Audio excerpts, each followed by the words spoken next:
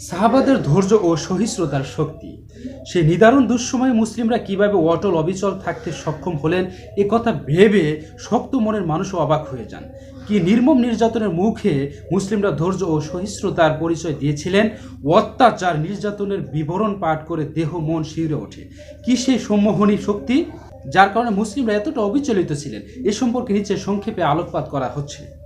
আল্লাহর প্রতি ঈমান। অসহনীয় বিপদে সাহাবাই কেরামের ধৈর্যের সবচেয়ে গুরুত্বপূর্ণ মাধ্যম হচ্ছে আল্লাহ তাআলার উপর ঈমান এবং তার সঠিক পরিচয় জানা। যার ঈমানের সৌন্দর্য মাধুর্য পাহাড়ের সঙ্গে ধাক্কা খেয়েও অটল থাকে। এ ধরনের মজবুত এবং শক্তিশালী ঈমানদার যে কোনো অত্যাচার নির্যাতনকে সমুদ্রের উপর ভাসমান ফেনার চেয়ে বেশি গুরুত্ব দেন না। এ কারণেই মুমিন বান্দা ঈমানের নিষ্ঠতা এবং মাধুর্যের সামনে কোনো বিপদ বাধাকেই পরোয়া করেন না। আল্লাহ তাআলা বলেন, فَأَمَّا الزَّبَدُ فَيَذْهَبُ جُفَاءً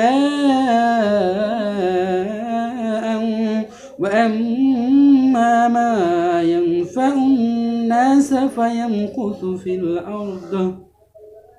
যা আবর্জনা তা ফেলে দেওয়া হয় এবং যা মানুষের উপকারে আসে তা জমিতে থেকে যায়। সূরা রাদ আয়াত নং 17।